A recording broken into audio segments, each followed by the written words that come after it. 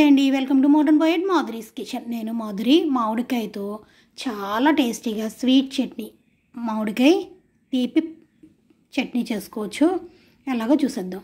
మీకు ఏ మామిడికాయ కావాలంటే మామిడికాయని తీసుకుని శుభ్రంగా చెక్కు తీసి ఇలా తురుముకుని, అది ఎంత క్వాంటిటీ ఉందో దానికి ఈక్వల్గా పంచదార కూడా తీసుకుని పక్కన పెట్టుకోండి.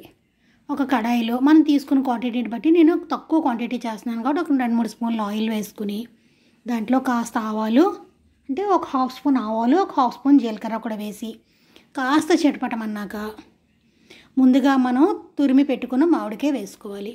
ఈ మామిడికాయ కాస్త పులుపు తక్కువ ఉన్న మామిడికాయ అయితే బాగుంటుంది మీకు చట్నీకి, ఈ కోరమాగాయకి, స్వీట్ చట్నీకి అన్నమాట. ఇది లో ఫ్లేమ్లో కాస్త మామిడికాయలో ఉన్న పచ్చి అంతా పోయే వరకు అలా మగ్గించుకోవాలి. తొందరగా మగ్గిపోతుంది కదా మామిడికాయ కూడా. ఇది పిల్లలకి బ్రెడ్లోని, దోశకి, ఇడ్లీకి కూడా చిన్న పిల్లలకైతే పెట్టవచ్చు. మనం కూడా పెరుగన్నంలోకి తీయగా చాలా బాగుంటుంది.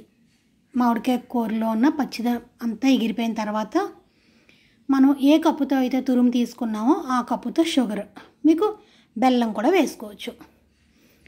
మీకు బెల్లం కానీ షుగర్ కానీ మీకు స్వీట్కి వేసుకొని బాగా పాకం రావాలన్నమాట. ఇలాగా ఎప్పుడైతే ఇలా పాకం వచ్చిందో, అంటే మీకు గులాబ్ జామ్ పాకం కన్నా ఇంకా కొంచెం తిక్కగా రావాలి. మనం ఒక తీసుకున్న కాయకి 2 స్పూన్స్ కారం,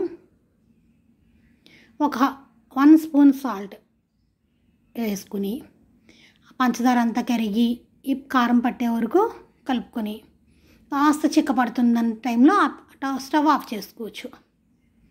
చూసారా, పాకం వచ్చేసింది, చిక్కపడుతుంది.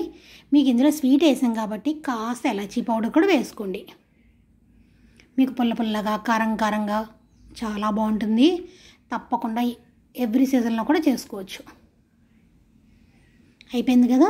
ఉప్పు కూడా సరి చూసుకుని, ఉప్పు సరిపోయిందో లేదో కూడా చూసుకుని వేసుకోండి. అంతేనండి, స్వీట్ చట్నీ చాలా ఈజీగా చేసేసుకోవచ్చు.